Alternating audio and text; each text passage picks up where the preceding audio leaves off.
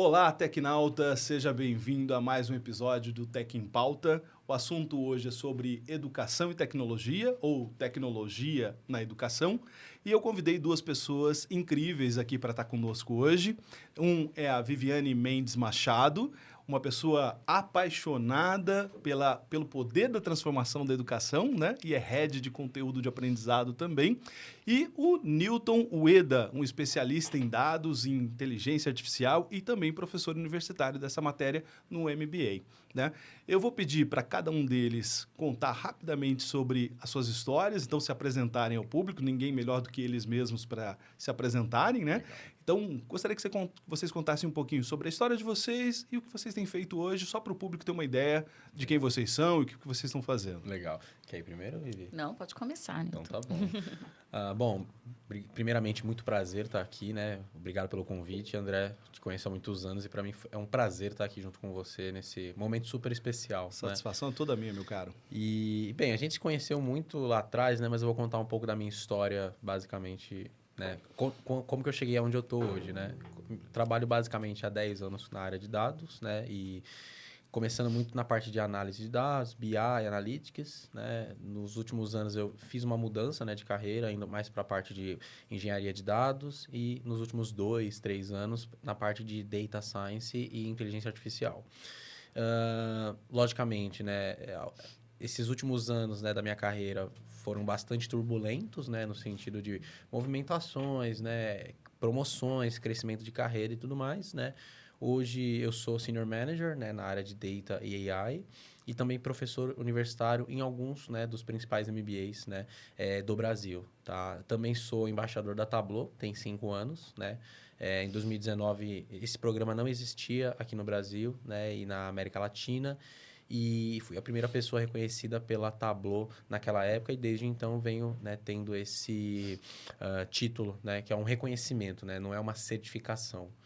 Além disso, também dou mentoria para profissionais em transição de carreira ou que querem crescer na carreira, né? Ou na que área querem... de dados mesmo? Na área de dados. De dados. Exatamente. É um mercado que todo mundo quer entrar, né, cara? Exato. O momento é muito propício para isso, né? E eu percebi que a minha experiência ela pode colaborar com essa pessoa nesse momento. E, basicamente, essa é a minha história até o momento. Então, estou aqui justamente para contribuir e aprender muito com vocês também. Bacana, Obrigado mais uma parabéns vez. pela jornada aí. Obrigado. E, Viviane, posso te chamar de Vivi? Por favor. Vivi, então, se apresente para nós, então. Bom, primeiro também obrigada, André. Para mim é sempre um prazer estar falando de educação e nesse momento de educação e tecnologia que, para mim, são duas vertentes que eu sou muito apaixonada. Eu tenho uma trajetória aí mais de 20 anos. Há 10 anos eu estou exclusivamente na área de educação, mas eu sempre trabalhei com digital, no mercado financeiro, em telecom também. E há 10 anos eu fiz essa transição para a área educacional, e aí eu trabalhei já com educação corporativa, já trabalhei no terceiro setor também, com jovens, e agora estou desenhando experiências de aprendizagem para adulto. E o tema educação sempre foi algo assim que eu já estudei. Estudo muito, eu sou uma pessoa muito curiosa. E mais ou menos uns 2 anos e meio, que é o tempo que eu estou na minha atual posição, a partir de tudo isso que aconteceu na pandemia, eu fiquei muito impactada com, nossa, agora a tecnologia, enfim, chegou, atravessou a educação de uma maneira muito bonita, assim. E eu estava trabalhando no terceiro setor, trabalhava num projeto digital, mas eu falei assim, eu quero ir para uma edtech, eu quero estar dentro do bonde, eu não quero ver só o bonde passar. E cá estou desenvolvendo conteúdos sintéticos também, então eu sou muito curiosa lá junto com o meu time, a gente procurando efetivamente como é que a gente potencializa o uso da inteligência artificial na produção de conteúdos, né? Mas também sou bem curiosa para saber como é que isso está impactando não só os adultos, mas também principalmente as crianças, enfim, como é que a gente está assimilando tudo isso que a gente está vendo, né, de desenvolvimento de tecnologia com educação. Então, acho que é um pouquinho disso, eu já fiz bastante coisa, sou a mãe do Tito, tenho um filho de 11 anos que estuda numa escola que não tem tecnologia, e depois a gente pode contar um pouquinho mais sobre isso, né, o motivo da escolha, bem deliberada. E é isso. Não, bacana, bacana. Bem, eu queria começar o nosso papo aqui, até contextualizando um pouco da conversa, né, para quem vai nos ouvir, para quem vai nos ver, até entender um pouquinho de quais reflexões a gente quer trazer para a mesa hoje, né? E, sem dúvidas, eu queria começar essa contextualização pela internet. Eu acho que foi o grande marco, o grande advento que a gente teve no último século, né? E, na minha opinião, a internet ela foi responsável por democratizar literalmente a questão do conhecimento e do aprendizado. Né? E não precisa ir muito longe. A hora que a gente olha, por exemplo, para alguns jovens hoje de 15, 14, 15 anos de idade, você já vê muitos deles, inclusive, aprendendo programar, por exemplo, simplesmente com vídeos no YouTube ou aprendendo qualquer outra coisa. Então, ou seja, literalmente a internet permite hoje que qualquer pessoa aprenda qualquer profissão ou qualquer habilidade que antes só quem cursava uma faculdade numa universidade ia conseguir, né? E, obviamente, como todo advento, toda tecnologia tem os pontos bons e os pontos ruins. O ponto bom, né, eu tenho, por exemplo, na área de tecnologia da informação, que é uma área que a gente vê um déficit aí profissional de, né, quase, a última vez que eu vi o número é de quase 600 milhões de vagas, uma coisa assim, né, na área de tecnologia. A gente vê hoje jovens com 17, 18 anos, antes mesmo de ingressarem a uma faculdade, já terem um conhecimento equivalente a um desenvolvedor pleno, muitas das vezes.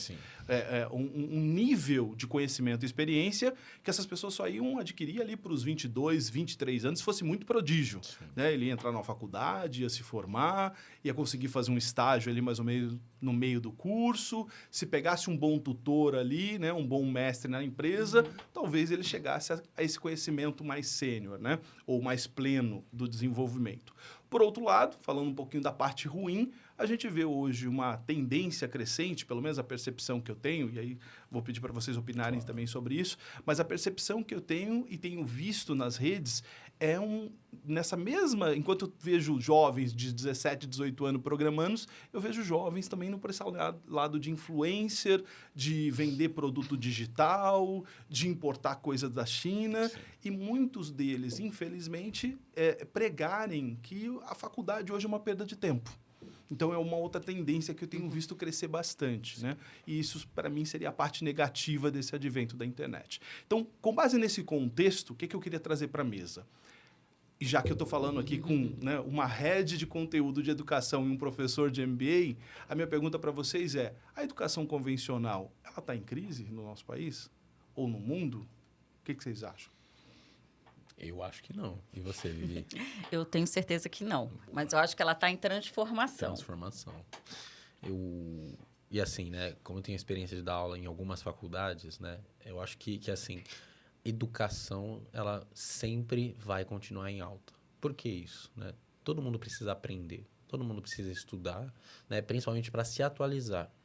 E lógico, né, que existem várias formas de aprendizado hoje, né? Tem o aprendizado, né, mais comum, que é aluno-professor em sala de aula. Tem aquele formato de estudo que o aluno gosta de assistir uma aula pré-gravada em algum momento que é mais cômodo para ele. Tem aquele tipo de aluno que gosta de fazer leitura, o outro que gosta de assistir vídeo. Tem o aluno que gosta de ir em sala de aula presencial, porque acha que fica mais focado. Então, eu diria que a área de educação, ela... Sinceramente, ela nunca vai estar em crise. É igual a área de tecnologia. Para mim, as duas andam muito coladas. Porque o tempo todo, novas coisas estão surgindo na área de tecnologia. E, ao mesmo tempo, essas novidades, elas demandam da população, né, da sociedade como um todo, continuar se profissionalizando, né? E aí, quando você olha o cenário de tecnologia versus o cenário de educação... Naturalmente, o aluno, o profissional que quer se manter atualizado em alta, ele vai continuar estudando para sempre. E tecnologia é isso, né? Você nunca vai parar de estudar porque senão você vai ficar para trás. Essa é a verdade. Mas e com relação, por exemplo, à questão da maneira de ensinar, da educação convencional, vamos dizer? Porque você está descrevendo aí, na verdade, a necessidade das pessoas, né, continuarem aprendendo, né? E a gente poderia trabalhar esse assunto por diferentes perspectivas. Do ponto de vista da neurociência, de você, inclusive, afastar doenças mentais no futuro e continuar aprendendo. Mas o meu ponto aqui para vocês, só para resgatar, eu queria descer um pouquinho mais na questão metodológica, né? Até pegando um gancho na Vivi, com uma pós-graduação, né, em educação moderna, Vivi. O que você acha? Esse modo de ensinar que nós temos hoje, ele está impactado por essa nova geração, pela internet, com essas tendências? Eu acho que ele está ainda não tão impactado. Eu acho que minha parte... O meu olhar positivo, tá? Eu acho que ainda tem muita coisa a ser incorporada, mas eu queria dividir aqui, porque tem uma questão que é a educação de crianças, né? E quando a gente fala de criança, a criança está em desenvolvimento. Na verdade, o ser humano está em grande desenvolvimento cognitivo até os 21 anos. Então, a gente tem que tomar bastante cuidado, assim, e principalmente com as crianças, de preservar mesmo. Porque a tecnologia, ela é ferramenta, gente. Tecnologia é uma maneira, né, de você ensinar. Então, existe uma parte ali do desenvolvimento humano, da educação infantil, que, por tudo que eu já estudei, pelo filho que eu tenho de 11 anos, que eu acho que deve ser preservado. Então, a tecnologia, ela entra em cena, mas ela entra em cena de maneira muito pontual. E, à medida que o jovem vai crescendo, aí sim, ele vai se apoderando daquelas tecnologias e o professor também. Então, eu acho que a educação, durante muito tempo, renegou a tecnologia, muito com medo do professor ser substituído, da sala de aula mudar completamente. Então, assim, eu acho que agora a gente está incorporando isso, mas vamos dividir, né? Eu acho que existem os primeiros anos de educação infantil, que aí é vínculo, aí a criança está em desenvolvimento cognitivo, em aprendizado da própria linguagem. Isso se faz com vínculo, isso se faz com afeto, isso se faz ali na sala de aula. Agora, na medida que essa criança vai se desenvolvendo, e até tem algo muito importante e que, para mim, é muito caro, que eu acho que é uma pauta interessante, que é a alfabetização digital. A gente precisa preparar essas crianças na idade correta para aprender a usar a tecnologia. Porque muito do que a gente vê hoje, aí fazendo um gancho com o que você trouxe, né? Dos influencers, enfim, das pessoas. Às vezes, o jovem, quando chega lá nos seus 14, 15 anos, se encanta pela tecnologia, né? E não sabe usar. Aliás, hoje mesmo, antes de vir para cá, eu estava vendo uma pesquisa que saiu na Folha de São Paulo, falando do impacto positivo dos jovens lá no Rio de Janeiro, porque no Rio de Janeiro teve uma legislação que proibiu o uso de celular nas escolas. E fizeram uma entrevista com esses jovens de 14, 15 anos, que no começo todo mundo ficou muito bravo, imagina. E isso foi a mudança, né? E eles falando o quanto que melhorou a atenção deles, o rendimento melhorou, as notas melhoraram, a atenção melhorou. Foco, né? Então, a gente precisa ensinar esses jovens a usar a tecnologia. O professor e a escola precisa incorporar a tecnologia de maneira consciente como uma ferramenta. O que também não dá é para ignorar completamente. Não, a tecnologia ela vem compor.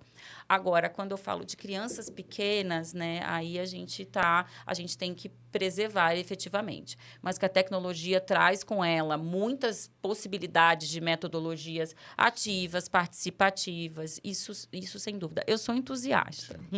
Não, bacana. Não, perfeito.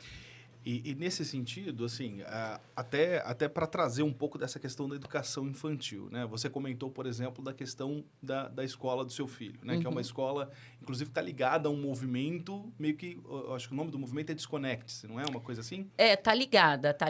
Isso, que é justamente algumas linhas de pensamento que trazem, por exemplo, a questão do quando apresentar essa ferramenta, essa tecnologia para as crianças, né? Então, para a gente não sair um pouco desse tema ainda de educação infantil, para a gente passar para a educação adulta, hoje, eu queria que você explicasse um pouquinho, né, do que é o método e depois você desse a sua opinião sobre isso e depois vou voltar para você, Nilton, para a gente poder fazer esse gancho também de como a gente está vendo as nossas crianças, porque é uma discussão muito séria e começam agora a ter pesquisas a respeito. É uma coisa ainda muito incipiente, né? Então, assim, não temos ainda a minha geração, por exemplo, que cresceu com as babás eletrônicas, Xuxa, Angélica, TV e tudo mais. Não se tem nem pesquisa do mal que isso fez ou do bem que isso fez para nós, né? Então, você imagina para esses jovens que estão crescendo agora com o celular na mão, né? Com redes sociais, crianças de os próprios pais incentivando crianças influencers com 4, 5 anos, se tornando influencers nas redes sociais, né, e tudo mais.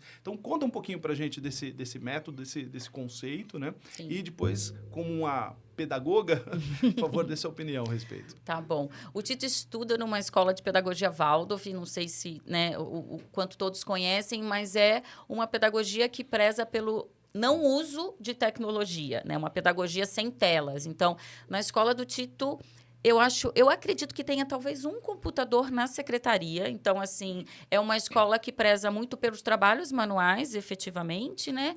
E pelo contato com a natureza e os conteúdos. Gente, ele está no 5º ano, ele aprende todos os conteúdos que uma outra escola tem que aprender. Só que, por exemplo, ele não tem livro, ele produz o próprio livro dele, porque ele aprende o conhecimento na prática e depois descreve para o caderno, mas não tem tecnologia. E aí, nós, pais, também a gente se junta, porque imagina, são crianças de 10, 11 anos Sim. que querem celular, porque todos têm celular. Então, assim, a parte bacana de você estar numa comunidade assim é que você consegue proteger um pouco mais. É óbvio que o Tito, em casa, ele joga PlayStation, ele assiste streaming, ele faz isso. A gente monitora e ele faz isso.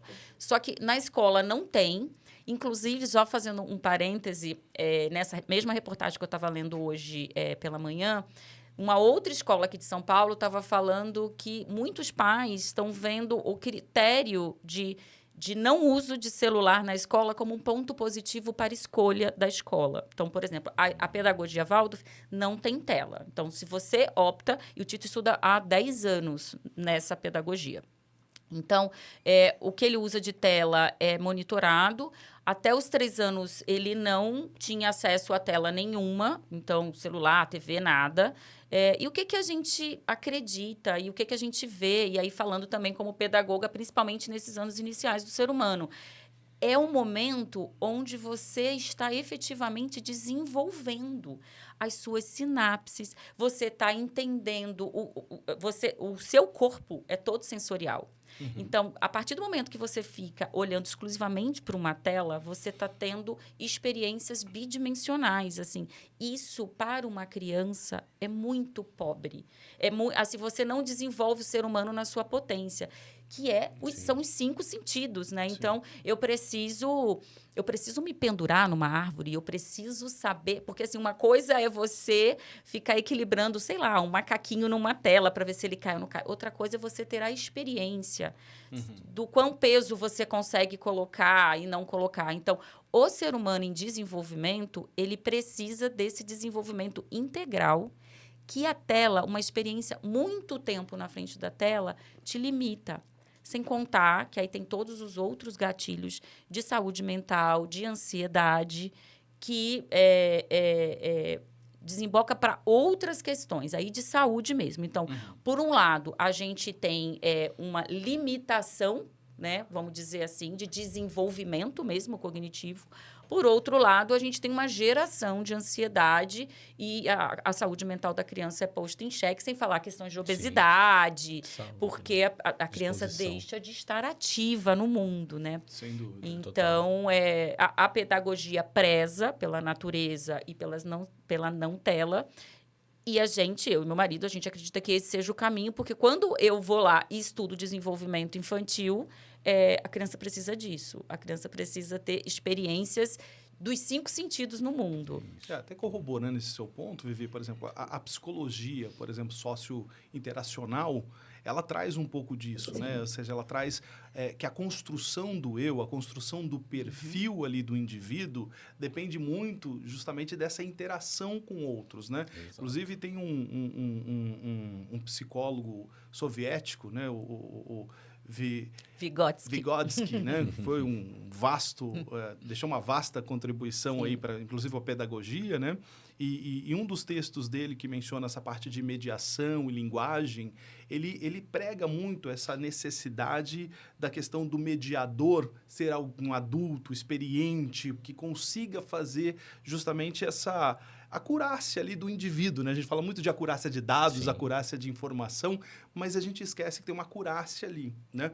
É óbvio que, assim, e aí eu queria pegar essa provocação para poder te passar a palavra, Nilton, que, assim, quando a gente vê Vygotsky, por exemplo, trazendo essa questão da mediação e da linguagem, através de um adulto, por exemplo, que tem ali, né, a experiência necessária para te ensinar. Sim. Quando a gente vai hoje para o perfil generalista que o mercado pega, a gente vê que fundações como a Getúlio Vargas, por exemplo, têm dado mais prioridade a perfis, por exemplo, que consigam avançar ali de forma quase que autônoma, né? Ou seja, gerar ali alguém com a capacidade de autoaprendizagem, né? Que não necessite dessa mediação, apesar de eu imaginar que essa mediação só mudou, na minha opinião, e é assim que eu queria passar para você.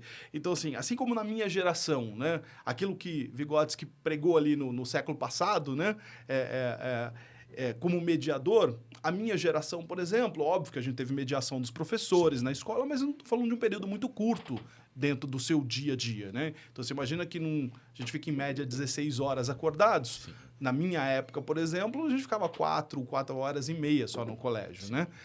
Então, parte dessa mediação era feito por amigos, era feito pela própria televisão, como eu mencionei. Então, eu continuo acreditando nesse conceito que o Vygotsky traz, porém, eu acredito hoje que essa mediação está mudando.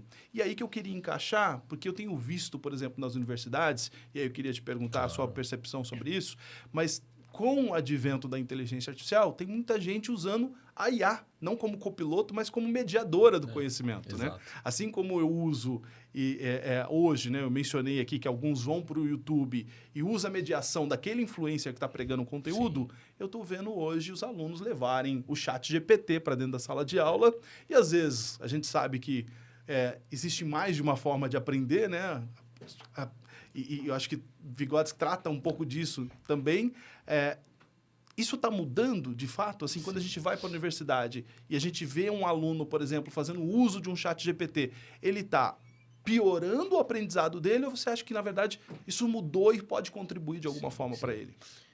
A visão que eu tenho sobre isso, André, é que cada vez mais está sendo comum, tá? Eu, como professor em sala de aula, eu sinto isso também, né?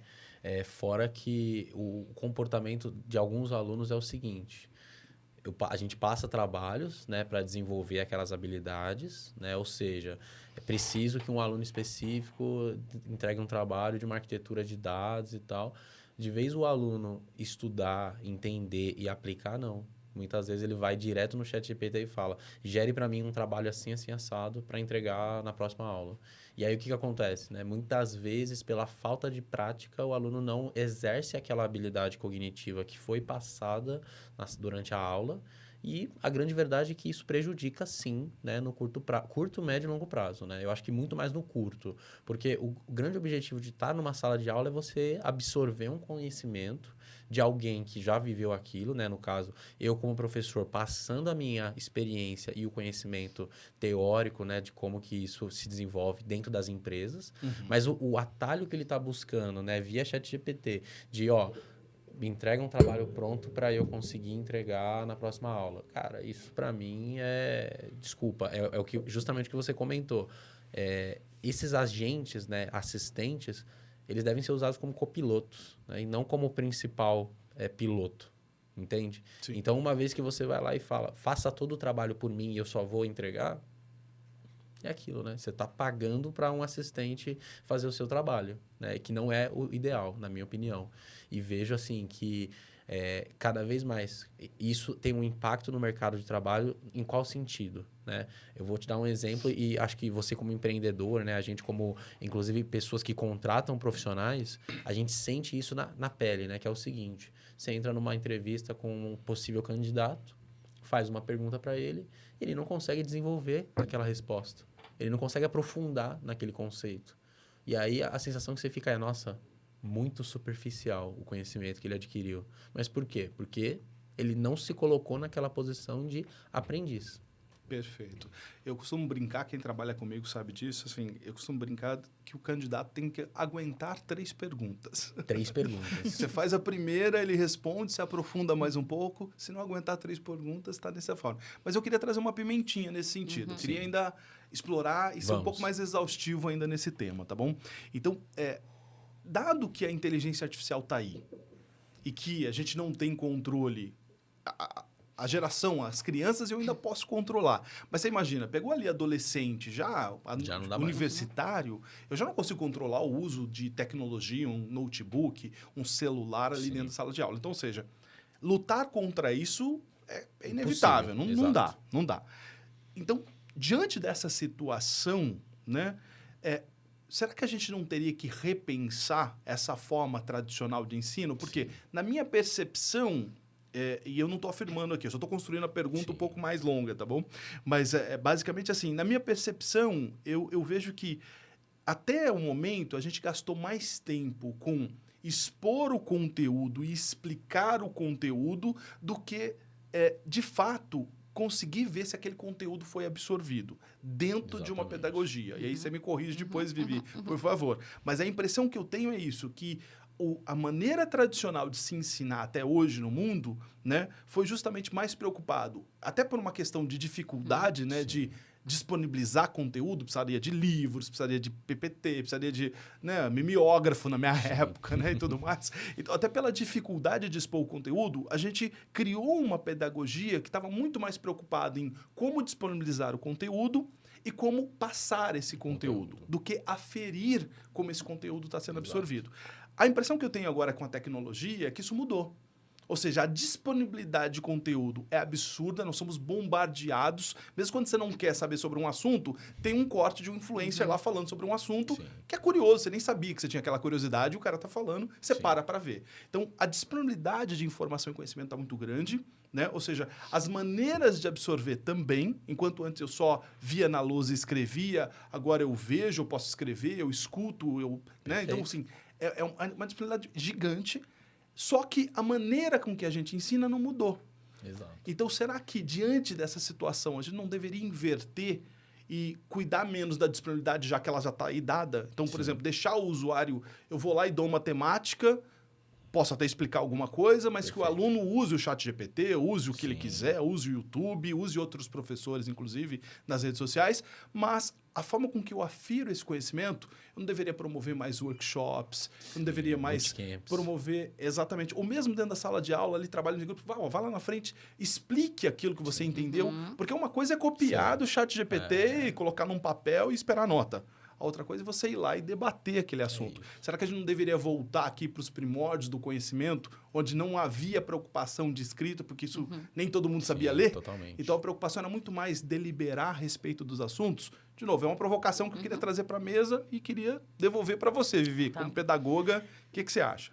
Eu acho que a gente não pode esquecer do alicerce mesmo. Então, assim, diante de todas as tecnologias, e sim, André, tem que trazer isso. E muitas escolas, infelizmente, isso na rede pública não é uma realidade, então acho que é sempre importante a gente pontuar tem que fazer essa abstração, os nossos Brasis aqui, né? Que, para mim, um ponto positivo também da tecnologia, principalmente da IA, é o quanto que ela pode colaborar para os nossos desafios públicos, né? Em grande escala. Mas a gente não pode esquecer aqui do ser humano mesmo, desse adolescente que está. Para ele saber usar essas ferramentas, ele tem que ter tido um alicerce muito poderoso. Poderoso que eu falo, um alicerce humano.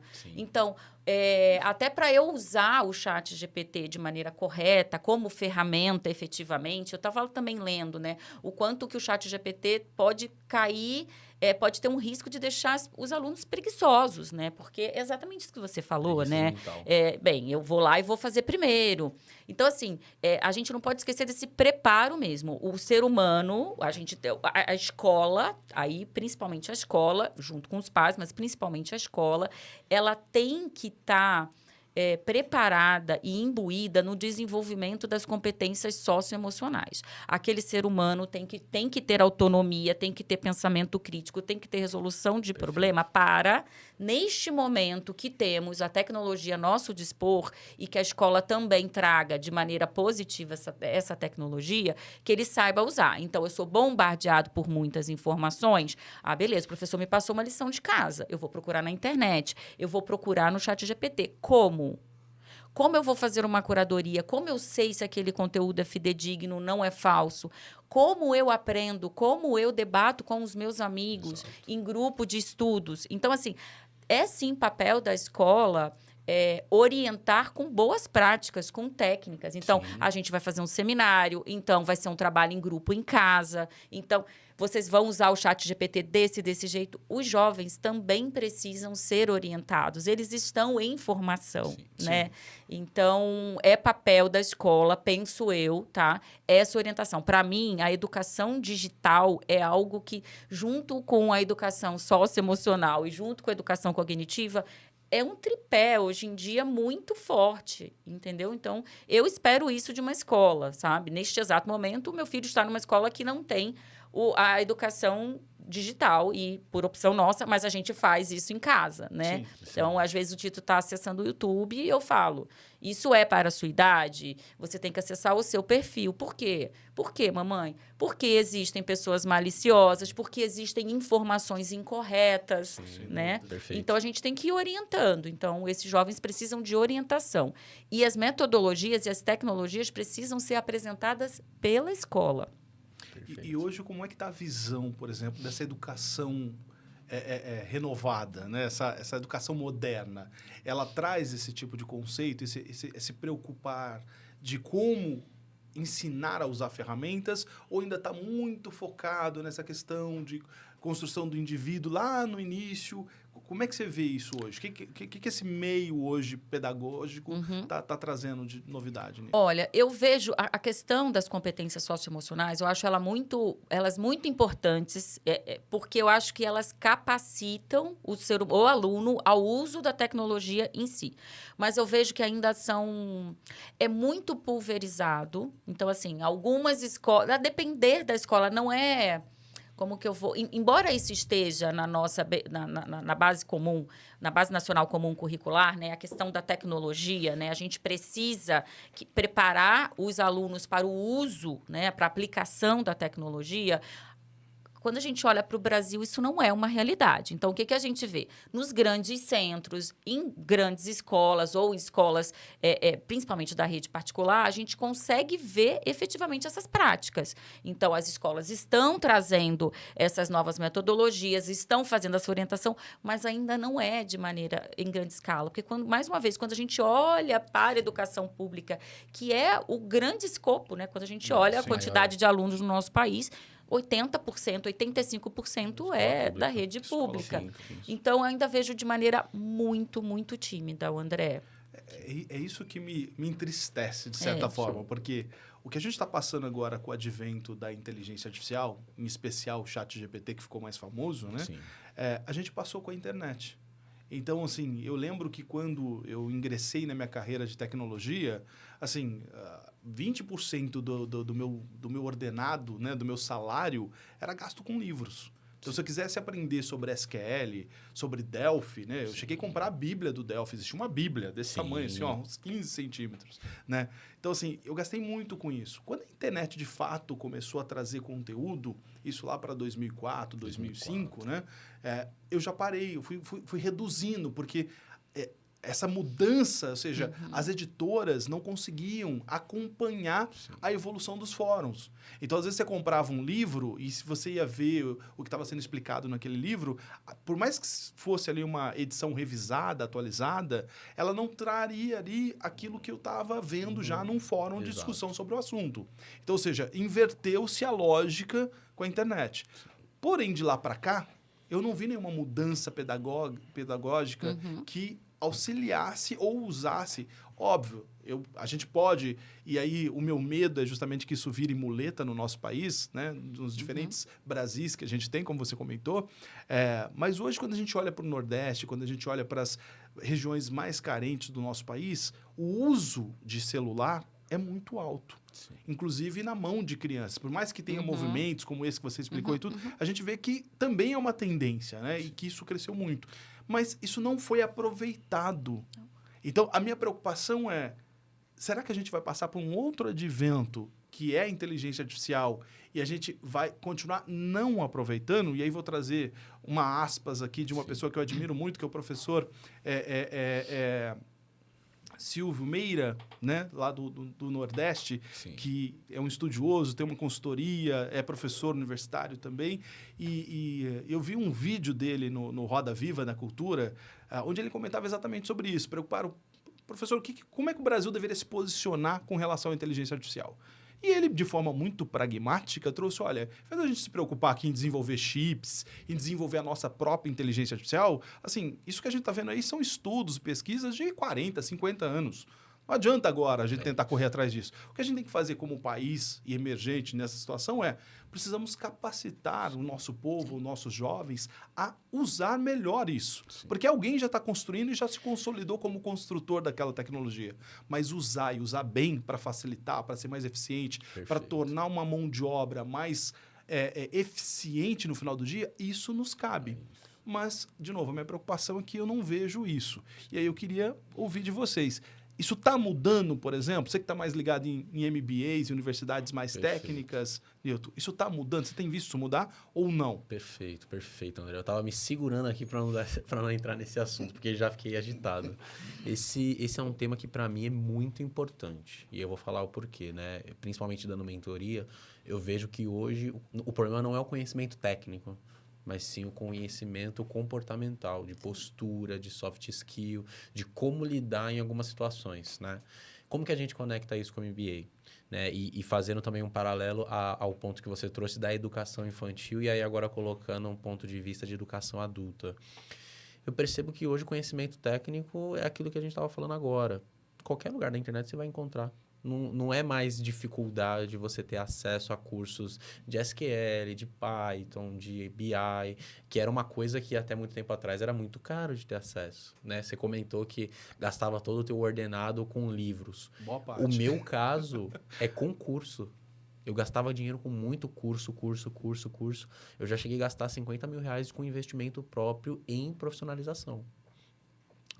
E fazendo MBA, eu percebi, né, obviamente dando aulas, né, em várias universidades, que o método principal de ensino que é mais adequado, principalmente para adultos que muitas vezes já estão em MBA, então é uma pessoa que está no mercado atuante, seja como especialista, como um gerente ou como um tech lead, a principal forma dessa pessoa aprender com mais eficiência e mais aderência é dinâmicas de grupo, né, onde a gente junta com pessoas. Então, eu vou contar exatamente o que eu faço nas minhas aulas, né, e que, assim, até hoje eu percebi que teve uma aderência muito boa, por isso que eu continuo fazendo, né. A primeira coisa é que eu separo os grupos da sala. Então, por exemplo, vamos colocar um exemplo, né? Eu, você, né, o André e a Vivi, a gente se conhece, estuda na mesma sala e a gente sempre faz trabalho junto. A primeira coisa que eu faço é eu quebro isso. Vamos misturar. Sim. Vamos... Quebra a panela. Quebra a panela, exato. E aí, numa dessa, eu falo, ó, você vai fazer trabalho com uma pessoa desconhecida, que você nunca trabalhou antes. Ah, mas por quê? Eu quero fazer com o meu grupo. Eu falo, você vai entrar numa empresa, você vai trabalhar com quem você quer? Sempre, né? Eu já mando assim, Boa. direto e reto. Boa sacada. E aí, eu faço grupos de 3 a 4 pessoas. Eu falo, nesse grupo, pessoal, cada pessoa aqui vai ter a sua responsabilidade. Ah, mas como assim? Eu quero fazer tudo. Cara, numa empresa você não vai fazer tudo. Pode ter certeza. Ah, mas eu quero ter a visão completa. Você vai ter a visão completa, mas você vai ficar responsável por uma parte. Igual uma squad ágil de trabalho. Então, eu tenho, no exemplo de dados, né? Um analista, um engenheiro, um cientista e um Scrum Master. Então, imagina, ó, o que você é bom? Ah, eu sou bom em fazer análise. Então, você vai ficar responsável por front-end. Ah, eu gosto mais de codar. Então, você vai ficar responsável por back-end. Ah, você tem alguma habilidade técnica? Não, não tenho. Eu sou melhor com business, com interface, apresentação e tudo mais. Então, você vai ficar responsável por produzir e gerenciar o que o time está fazendo.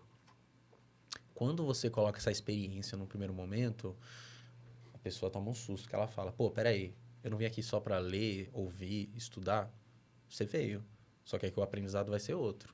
Eu vou te expor em situações que você não viveria naturalmente dentro da sua empresa. E para você ter uma oportunidade dessa, acredite, demoraria muito.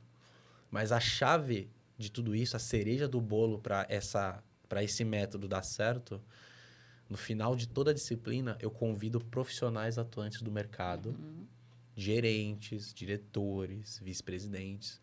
E eu falo, ó, você não vai apresentar para mim. Você vai apresentar para essas pessoas, como se fosse uma experiência real de trabalho, onde você desenvolveu um projeto e no final você vai ter que apresentar isso para o seu stakeholder. Exato. Então, esse nível de experiência em sala de aula, na minha opinião, é o que mais tem funcionado no meio adulto. Na graduação, eu não testei ainda, confesso, porque eu gosto de me reservar exclusivamente para MBA. É um público muito mais sênior, que está, né, fazendo um curso desse porque precisa. Então, eu junto o útil ao agradável. Eu coloco experiência de aprendizado, falo, vocês têm que fazer daily, vocês têm que fazer planning, tem que fazer retro. Tudo bem que a gente vai ter aqui algumas horas juntos, mas fora da sala de aula, vocês vão precisar se reunir também. Então, essa é uma responsabilidade de vocês. Eu, como professor aqui, eu estou viabilizando essa experiência que, numa empresa, vamos ser sinceros, seria muito difícil você ter uma experiência end-to-end. Então, desde a parte de planejamento, entendimento do produto, entendimento do problema, como é que você vai desenvolver, juntar as pessoas numa mesa única, discutir e apresentar para um stakeholder, às vezes é difícil você ter tudo isso. E aí, quando você se coloca numa experiência dessa, o teu aprendizado, a tua absorção vai ser muito melhor. Eu vou dar 2 exemplos aqui de uma das universidades que eu já fiz isso, tá? E que, assim, para mim, me mostrou que realmente eu estava no caminho certo. Eu fiz uma experiência dessa com uma sala de 40 alunos. E aí, ninguém no começo entendeu nada. Porque, como assim? É sala de aula, gente. Vamos aprender. Mas vocês confiam em mim? Beleza. O que eu combinei, né? Lógico, né? Muito bem alinhado com a minha coordenação, né? A gente viabilizou tudo. Na última aula, foi num auditório com 50 posições, onde quando as pessoas chegaram, né? Os executivos que eu convidei para essa apresentação, aí parece que caiu a ficha de todo mundo. Pô, tá acontecendo mesmo. E aí eu falei, galera, lembra no primeiro dia de aula, quando a gente startou esse projeto? Agora, esse projeto ele vai ser concluído hoje. E aí, enfim, foi um sucesso, né? 8 horas de apresentação, teve coquetel, né? Eu consegui o patrocínio de uma pessoa para patrocinar um coffee break, foi muito bom. E aí, passou alguns dias depois desse último dia, 3 pessoas da sala saíram lá com 4 propostas de trabalho. Olha que interessante, hein? E aí, quando que você conseguiria ter uma experiência dessa se não fosse dessa forma? Sem Dificilmente. dúvida. A gente estava falando da questão da educação pública, né? E aí, dado o exemplo que você tem, primeiro, antes de mais nada, parabéns pelo exemplo. Me lembrou aqui, e, poxa, eu gostaria de citá-los. De vez em quando, eu faço alguns trabalhos com o Centro Paula Souza. Legal. Né? E eles têm muito essa pegada, principalmente de hackathon. E eles criam isso, obviamente não está ainda para o ensino fundamental, né, etc e tal, mas ali para as ETECs e para as FATECs, eles criam hackathons para justamente fazer com que executivos façam um trabalho primeiro de mentoria sobre determinado tema e depois tem toda uma banca ali para julgar até chegar na empresa campeã. E a empresa campeã é sempre uma empresa júnior ali com 4 até 5 participantes. Sim. Eu tive a oportunidade de mentorar algumas vezes esses eventos, tanto na parte inicial para tirar dúvidas sobre o projeto, quanto depois na parte de julgamento. E exatamente essa sensação que você trouxe que a gente vê acontecer. No primeiro momento, logo que inicia o hackathon, todo mundo fica com essa ideia de a ficha caiu, estou falando com o executivo de verdade. Já no momento do desenvolvimento, que aí você vai tirar dúvidas ali sobre como, de fato, desenvolver aquele projeto, aí você já vê que o pessoal está mais centrado, tem um certo nível de preocupação. Sim. E, num último nível, você já vê uma satisfação, que é essa satisfação que você trouxe de, poxa, aquilo que eu fiz está sendo reconhecido e... Gerou impacto e vai promover de alguma forma. Então, eu acho louvável a sua iniciativa, né?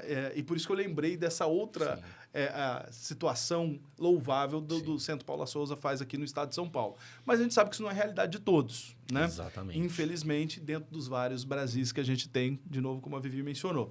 Mas eu queria trazer e perguntar o seguinte para você, Vivi.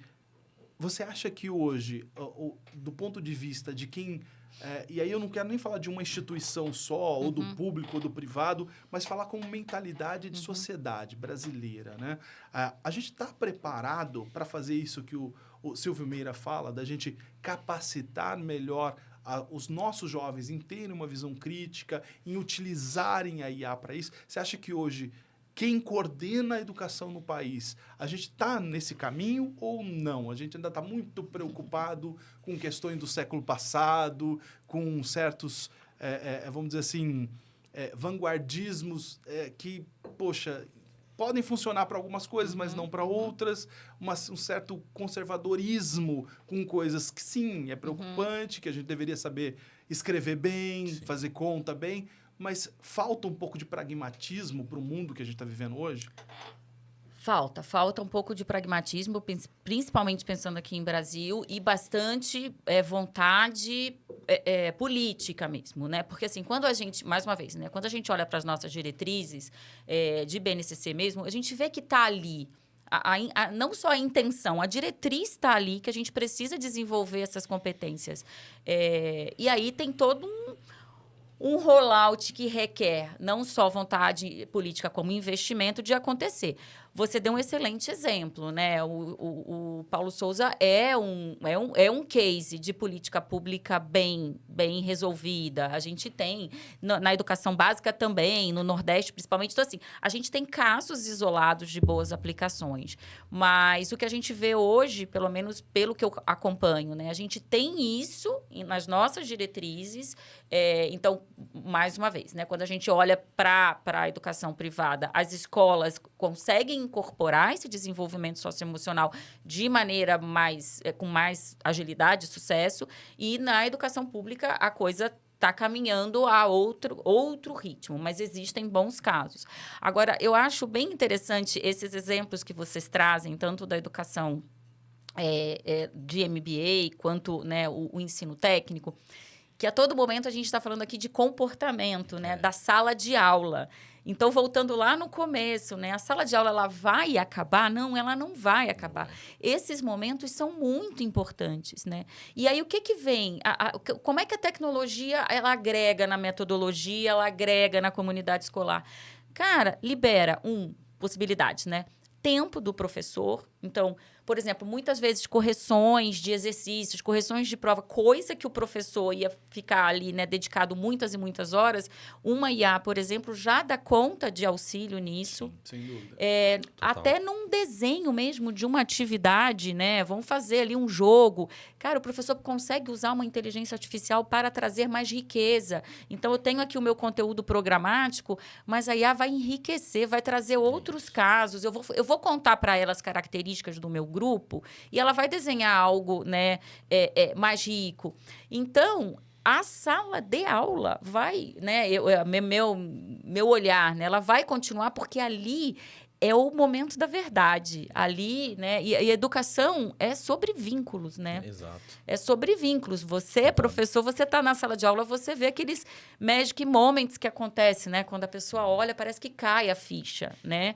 Então, a tecnologia, ela potencializa, mas a sala de aula ela vai continuar existindo. E, mais uma vez, eu acho que o que a gente vê de proliferação, e eu acho incrível, tá? Acho que a economia criativa traz muito isso. Nossa, tem muitos cursos hoje.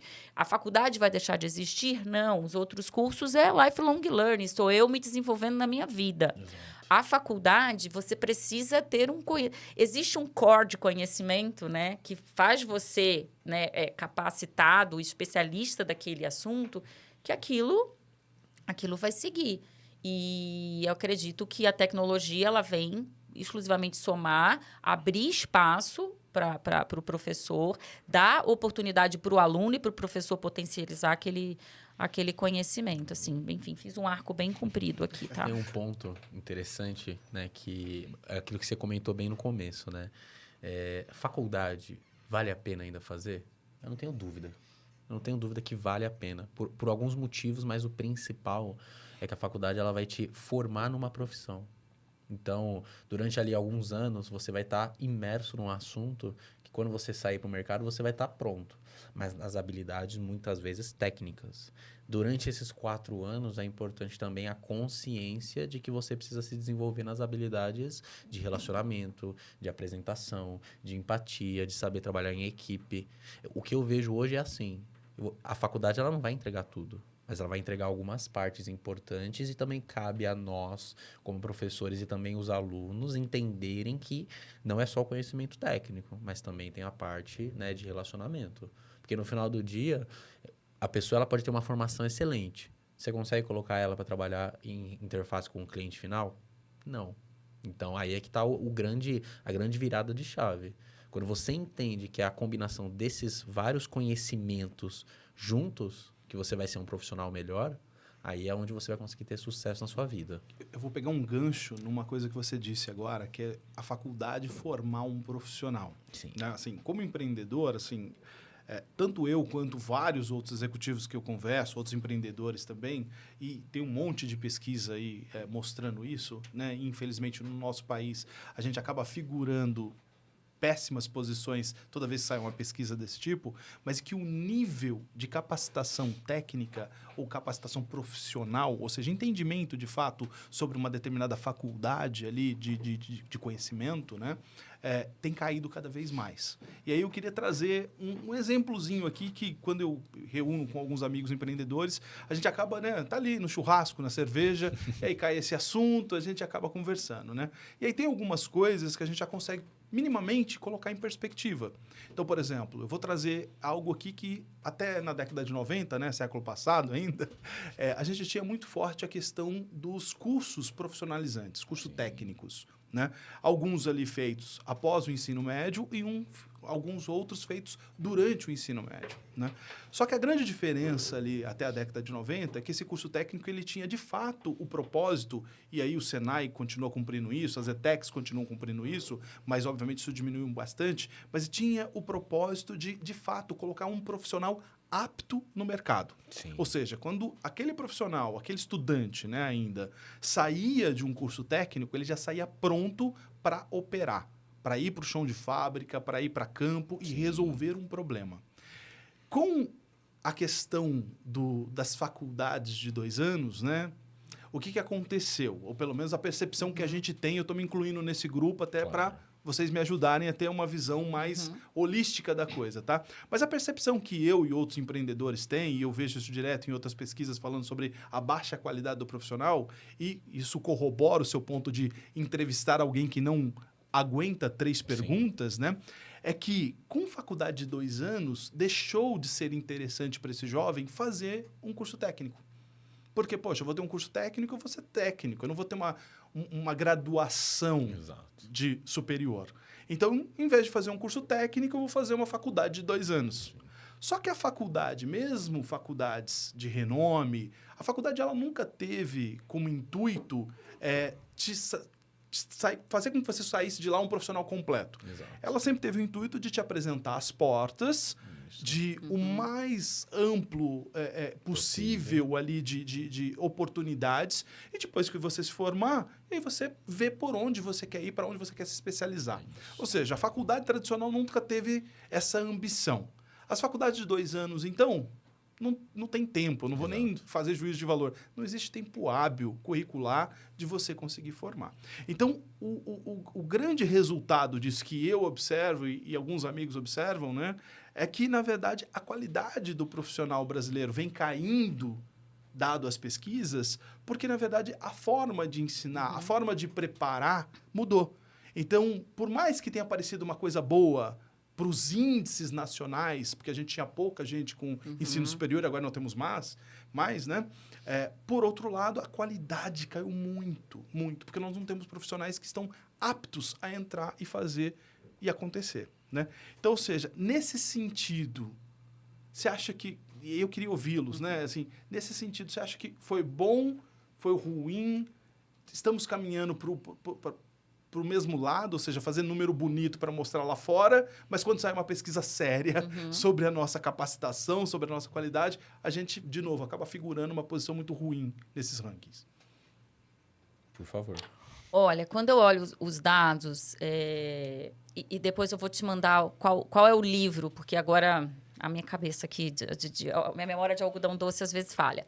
Mas é de um jornalista, que eu esqueci o nome dele, mas ele fez um livro incrível falando exatamente toda essa história do ensino superior no Brasil. Então, sim, temos aqui muitos desafios de qualidade, mas quando eu olho os resultados em si, foi um movimento importante da gente ter mais gente fazendo faculdade, enfim. A gente avançou, não só em educação superior, mas em educação no Brasil. A gente está falando, quando eu olho, um arco histórico bem grande, tá, gente? Aí lá desde 60, 50, quando a gente olha até hoje, avançamos, gente. Assim, vamos nos comparar inicialmente a gente com a gente mesmo para a gente ver que estamos no outro lugar. E aí, sim, eu acho que existe acho que agora existe da gente ser diligente com a gente mesmo, de olhar o que a gente está entregando e melhorar. Então, eu sou da bandeira dos cursos profissionalizantes. Então, assim, acho que, por exemplo, o governo de São Paulo está fazendo um movimento importante. O Daniel de Barros, lá na secretaria, puxando muito a questão do ensino profissionalizante, sim. Então, assim, como é que eu ponho esse jovem no mercado de trabalho, né? Se mais para frente ele quiser fazer uma universidade, não quiser fazer uma universidade, quiser fazer vários cursos livres para se desenvolver, é um outro caminho. Mas como é que eu entrego um bom profissional, uma boa mão de obra, né? Então, para mim, eu acho que ensino técnico profissionalizante é algo que a gente poderia estar melhor. Em termos do ensino superior de 2 anos e a qualidade dele, eu também acho que a gente tem um dever de casa de melhorar mesmo, e principalmente de como é que eu trago o mercado para a universidade. Porque quando a gente diz que o jovem não está saindo preparado, é porque o que eu estou aprendendo na universidade está bem desconectado, né? Tá muito desconectado do que de fato a vida é. Mas, quando a gente também olha para futuro do trabalho, a gente também sabe que, por exemplo, um jovem que hoje está aí entrando na faculdade, cara, daqui a poucos anos, ele vai ter várias carreiras simultâneas. É o que a gente estuda de futuro do trabalho. Eu, na minha vidinha aqui de 20 e tantos anos, eu já mudei de carreira um monte de vezes. Só que o que os estudos estão apontando é que um mesmo indivíduo vai ter várias carreiras. Você é um exemplo disso, né? Simultâneas, entendeu? Então, a universidade, sim, e principalmente, né? Eu sempre olho as várias temáticas, né? Então, existem profissões aqui que, de fato, requerem conhecimentos muito específicos, medicina, enfim. Existem coisas que você tem que aprender porque você tem que aprender daquele jeito, né? Mas existem outras que o formato vai mudar. E isso eu também sou bem entusiasta, André. Eu acho que vai ser bem modular. Eu acho que tende a ser modular para ver o quanto a gente consegue criar esse profissional mais completo. Mas, só respondendo de maneira um pouco mais objetiva, temos desafios de como é que a gente avalia essas instituições, né? O que está sendo ensinado e não avalia só quando o profissional está saindo, não. Como é que eu avalio durante, né? Para saber que essa pessoa está investindo o dinheiro e o tempo dela em algo que efetivamente está preparando ela. Mas, para mim, tem a questão da avaliação e tem a questão de como é que eu trago o mercado de trabalho para dentro da universidade. Sim. Não, pensando puxando um gancho desse finalzinho seu, Vivi, eu vejo o seguinte, né?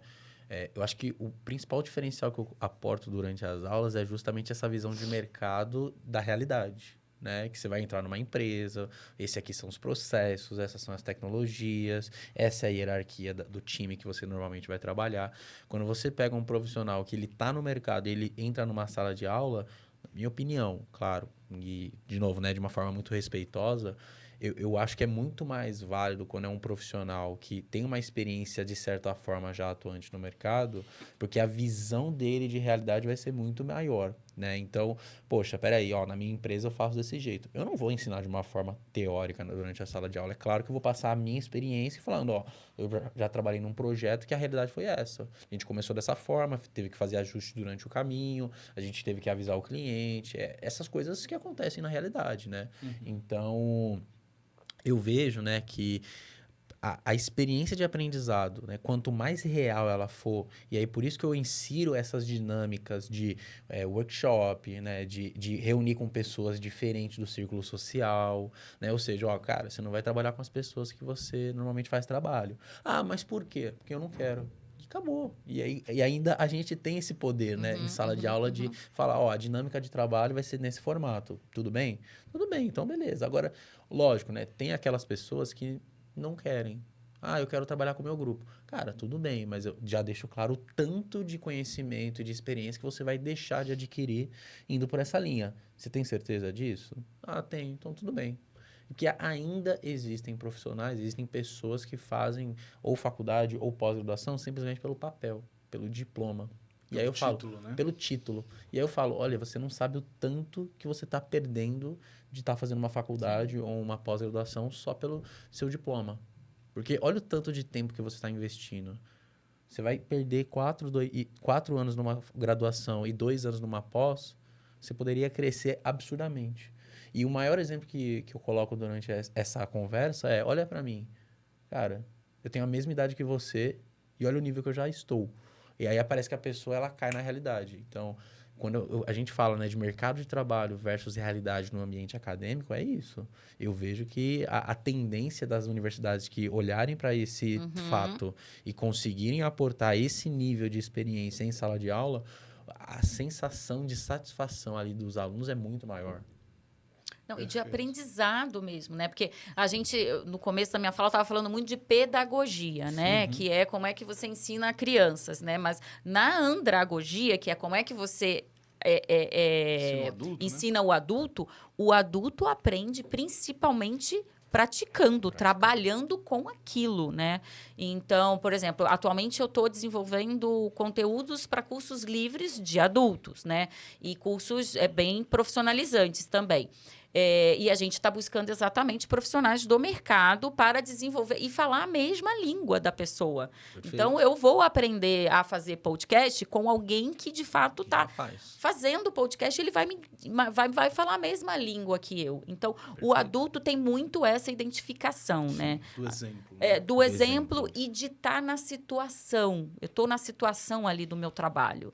E isso é outra coisa. Esses dias eu escrevi também um artigo com uma grande amiga, Anira Besler, a qual falávamos no começo, e a gente estava falando sobre como os ambientes de trabalho geram esse repertório. Assim, quando você está trabalhando numa empresa e vocês estão ali a gente está ali envolvido num projeto, alguma coisa que a gente vai atrás do conhecimento, reflete ali no dia a dia o quanto a gente aprende, né? Então, a gente aprende na faculdade e a gente aprende trabalhando, né? Sim. Então, por que não juntar essas duas coisas, né? Porque o quanto que a gente aprende nos nossos escritórios e, enfim, na nossa lida diária, né? Com os nossos colegas de trabalho. Então, como é que eu trago isso para a sala de aula de adultos, né? Sim, sem dúvida. E tem aquilo, né? Só aprende quem faz, né? Exato. Só aprende quem faz.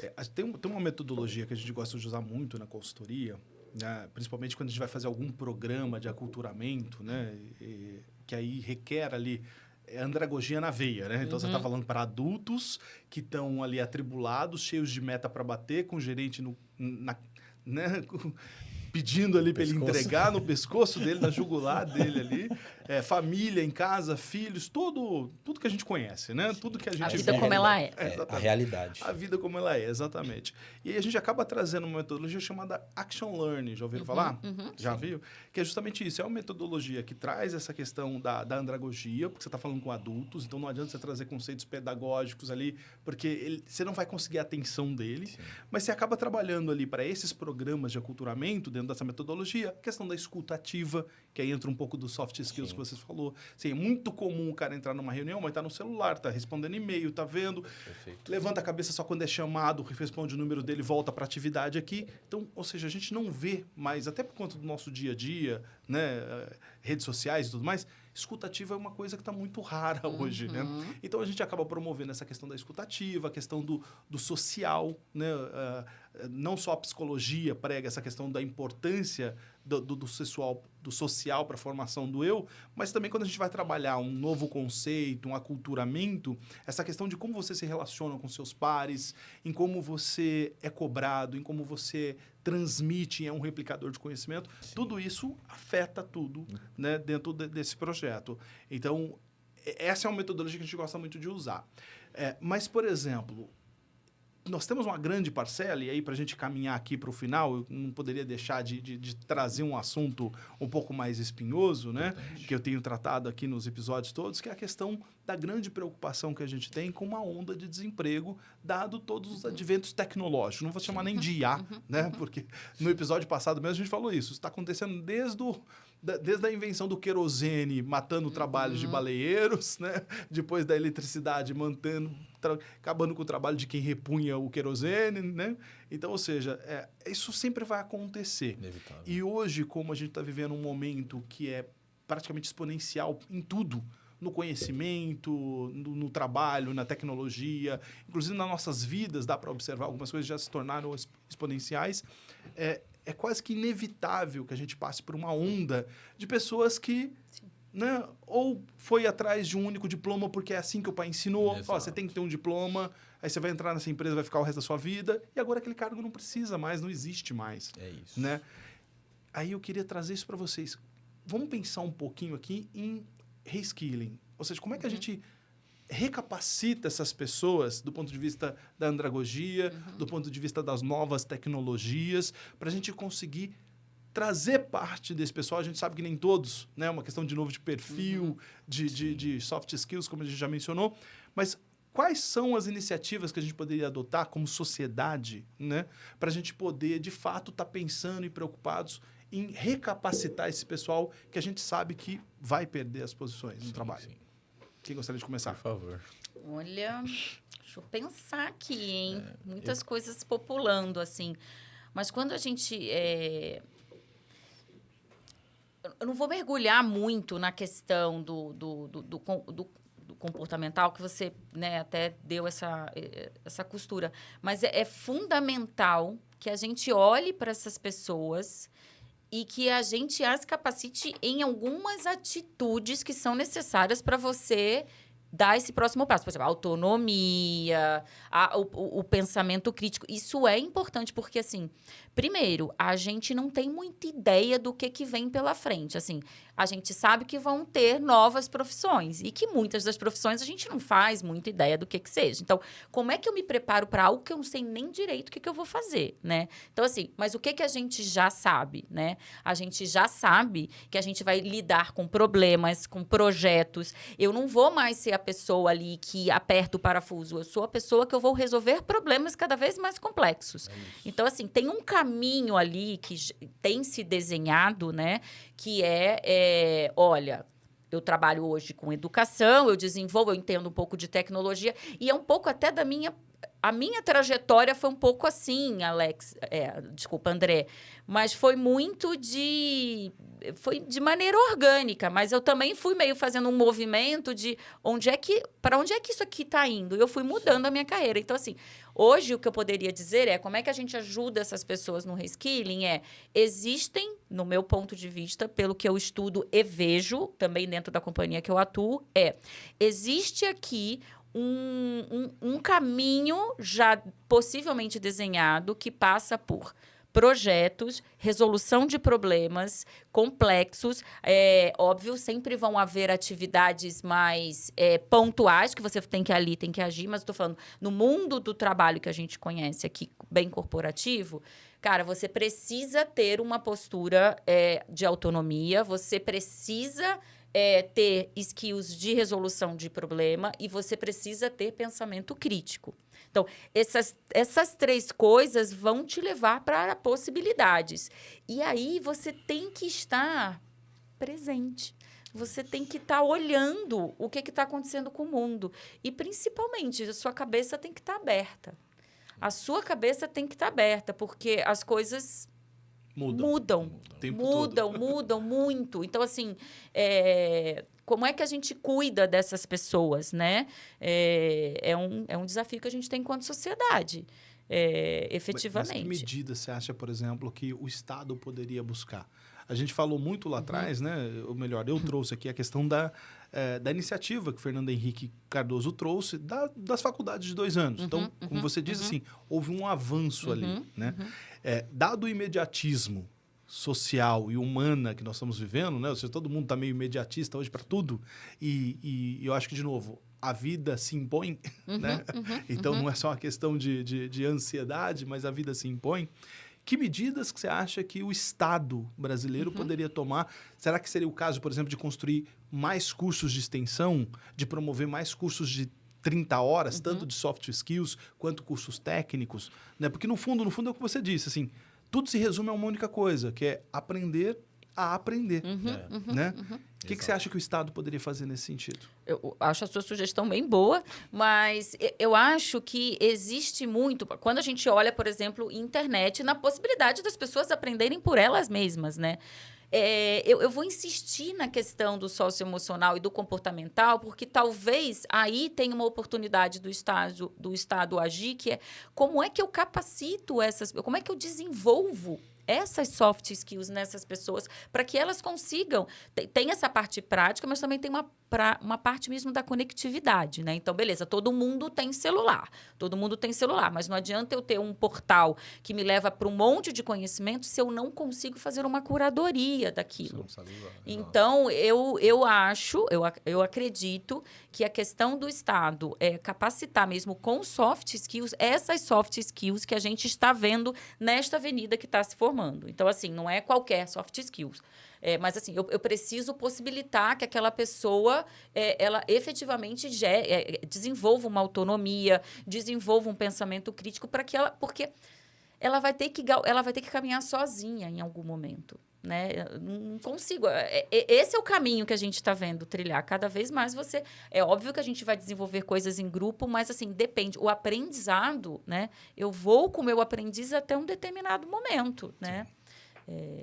Eu acho que os coaches estão navegando muito nisso, inclusive, né? Porque essa demanda existe. As pessoas já acordaram que elas não podem mais ficar no emprego o resto da vida e que tem que ter essa iniciativa de querer aprender mais, né? Exato. E você, Nilton, o que você acha, meu querido? Eu acho que tem um ponto importante, né? Que e aí, de novo, né? Muito concordando com a fala da Vivi, que é o seguinte, né? Primeiro, a gente está agindo como um interlocutor, né? Como um intermediador, né? Entre o conhecimento e aquela pessoa final que tem o interesse de adquiri-lo, né? E quando a gente se coloca numa posição como essa, né? De novo, é um jogo de via dupla, né? Onde eu estou aqui, né? Transmitindo um conhecimento para você que está em sala de aula interessado, né, em aprender aquele conteúdo, e do outro lado tem você que está interessado em aprender esse conhecimento. Mas é fato que a gente não pode negar. Existem tecnologias nesse meio que precisam ser consideradas, tá? O professor ele não vai ficar todo o ciclo com esse aluno, então esse é um ponto importante, porque, de novo, a responsabilidade é minha de transmitir esse conhecimento, mas ao mesmo tempo você tem que estar ali engajado e atuante, né? Ou seja, presente naquele momento, para você conseguir absorver isso da melhor forma. E sobre as profissões do futuro, eu não diria que são tanto do futuro, e aí eu vou comentar o porquê, tá? Porque, assim, já eram necessidades, mas necessidades de menos impacto. Hoje é de mais impacto. Então, cada vez mais, algumas profissões elas vão crescer dentro aí das empresas, né? Exemplo é o engenheiro de AI, que antes não era tão presente nas empresas, mas agora, com esse advento de inteligência artificial generativa, eles entenderam que, de fato, isso é uma importância dentro das empresas. Agora, por exemplo, uma profissão que surgiu em 2023, eu até fiz um post no LinkedIn alguns dias atrás, foi o engenheiro de Prompt Engineering.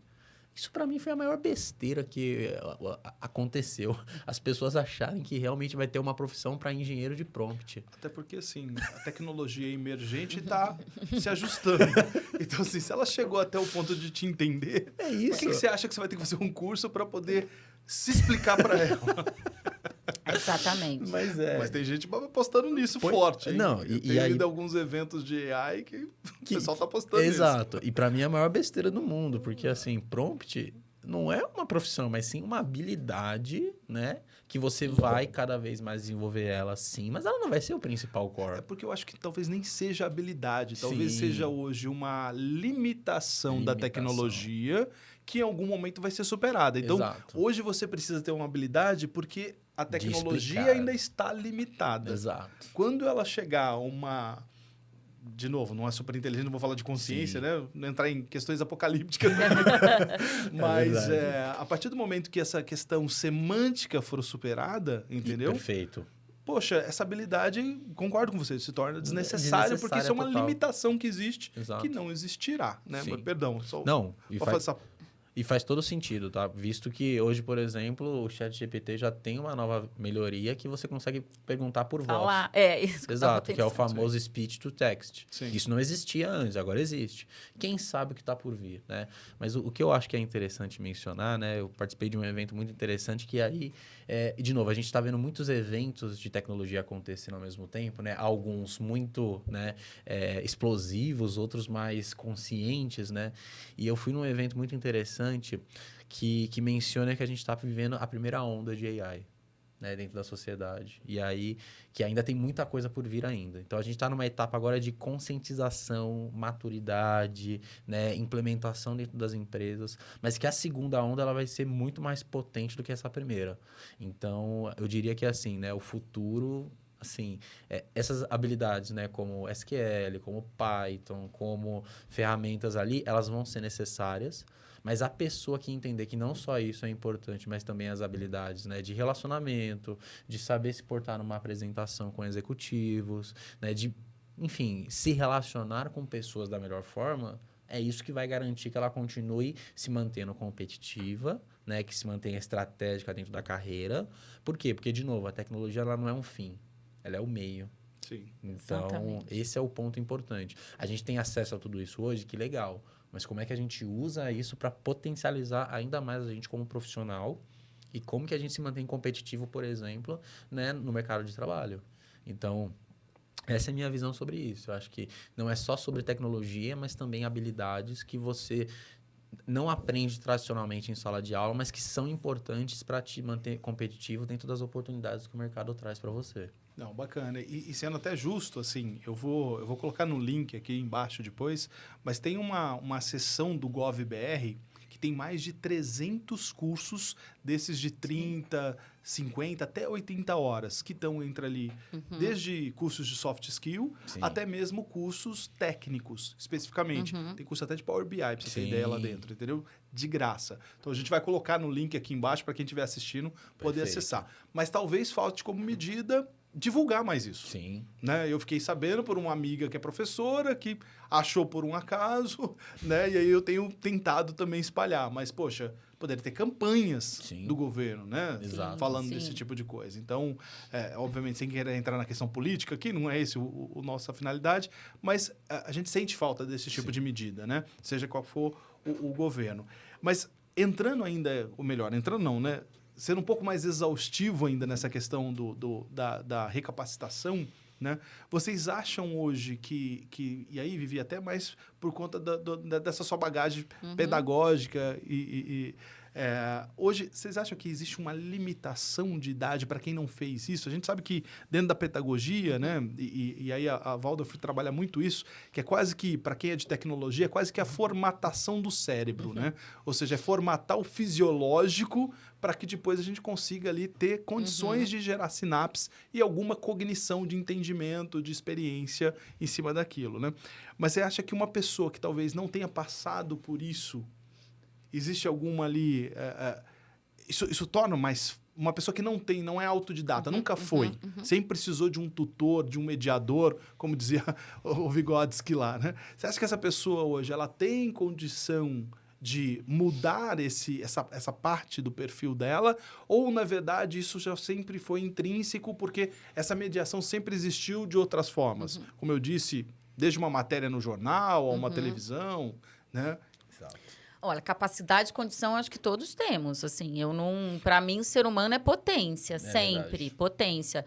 É óbvio que a gente tem ali o nosso desenvolvimento humano, onde os grandes portais, né, e orgânicos mesmo estão ali abertos para a gente aprender, mas a gente é potência, a gente aprende sempre. Então, eu acredito que sim, a pessoa pode fazer essa mudança e se desenvolver. E aí...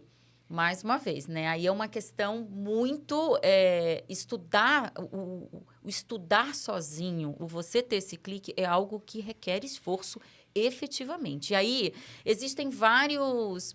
Por isso que eu sou uma pessoa também muito entusiasmada com a economia criativa, porque eu acho que essa maneira como a gente cria conteúdo hoje em dia, eu consigo me identificar com as pessoas.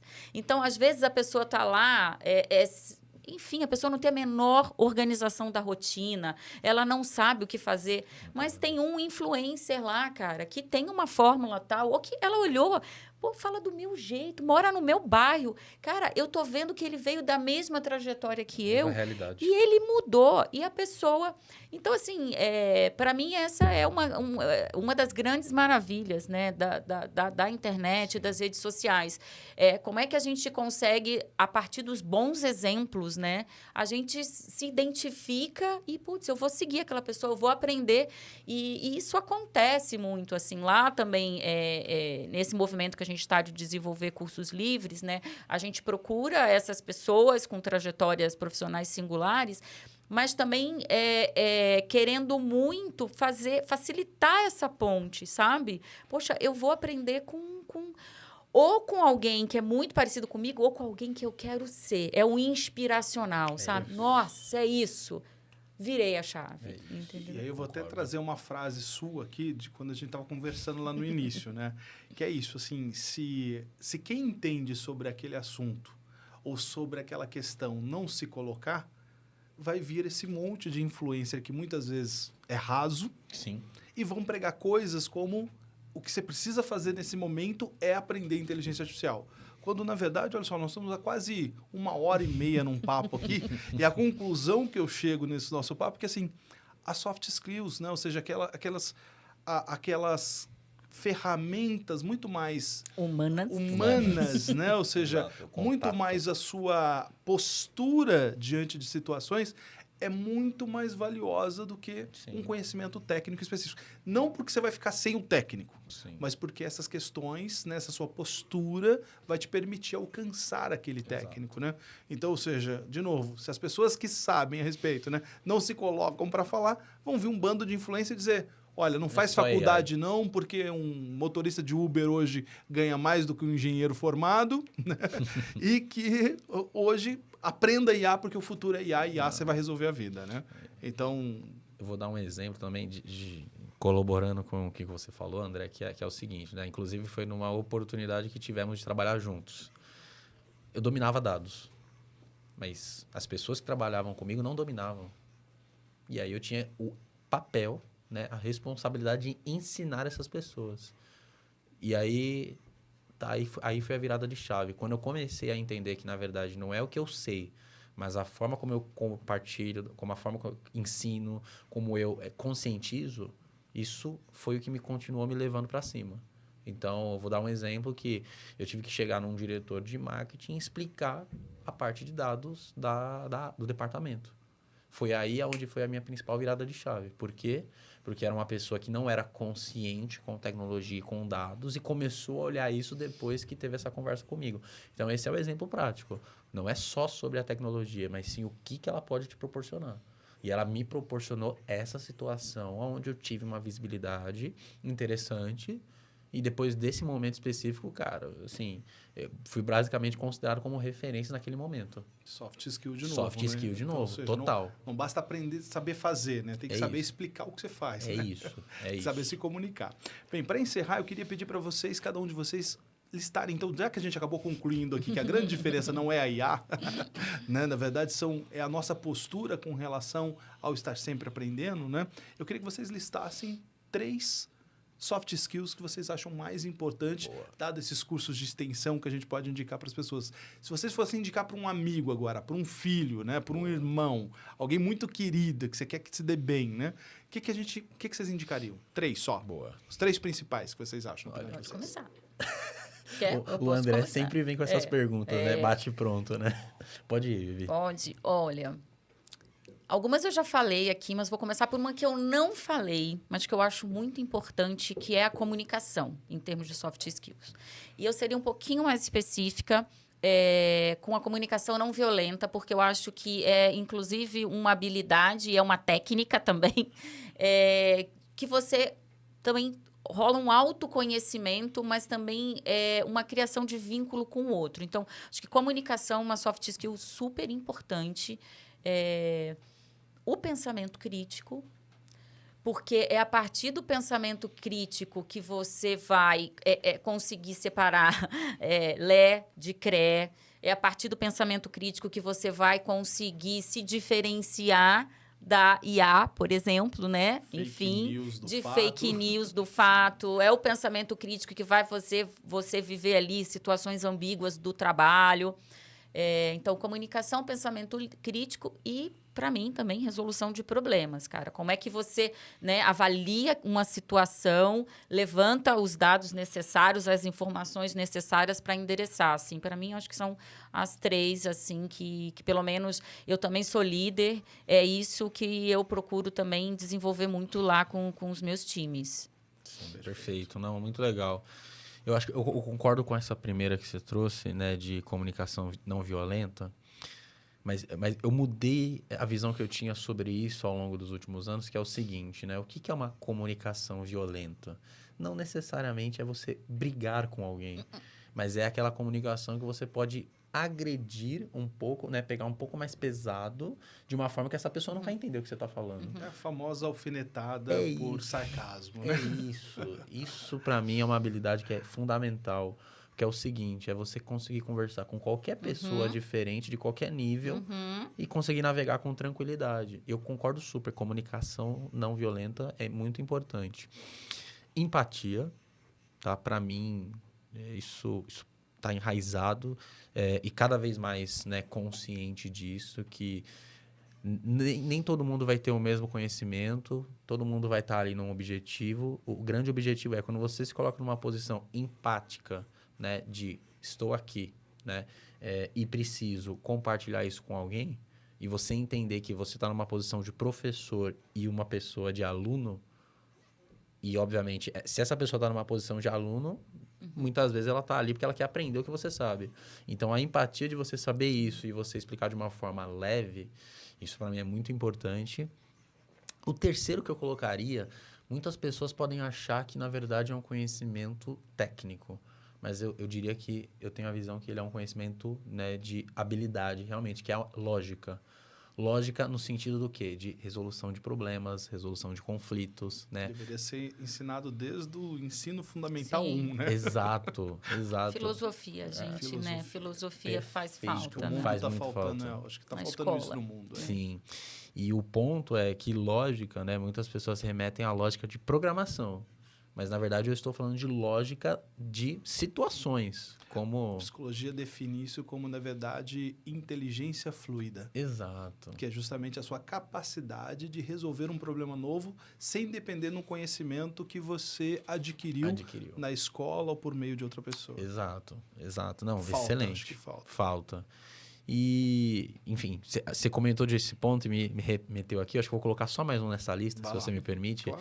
Que é o de inteligência emocional também. Isso é importante, né? Porque muitas vezes a gente vai lidar com situações do nosso dia a dia que a gente não vai gostar.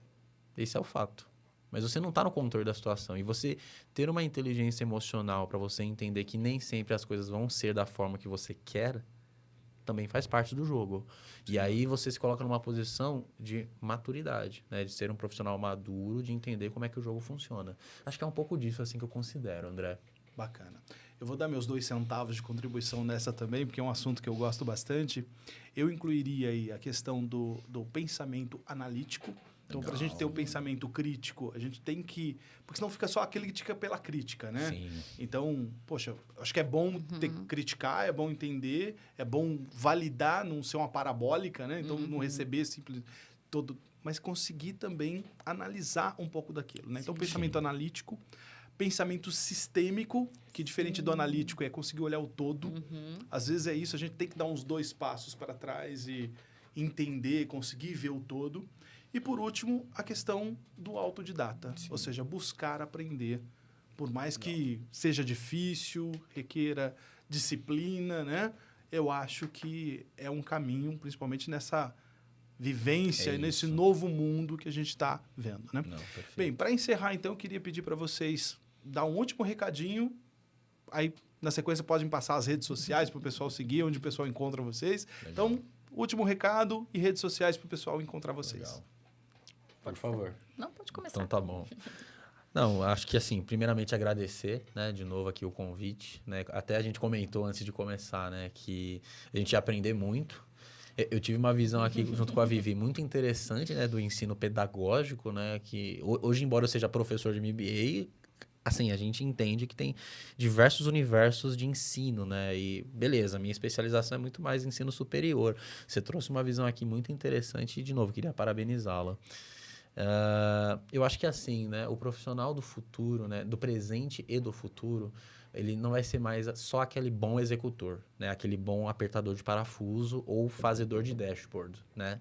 A gente cada vez mais vai ser cobrado não só por isso, mas também por essas habilidades que nós três aqui em conjunto mensuramos aqui, né, e listamos. Então, para mim foi um grande prazer estar aqui e de novo agradecer você por tudo isso, André. E para quem quiser se conectar aí, né, a minha principal rede é o LinkedIn, né? Então, se você procurar por Newton Ueda, você vai me encontrar facilmente.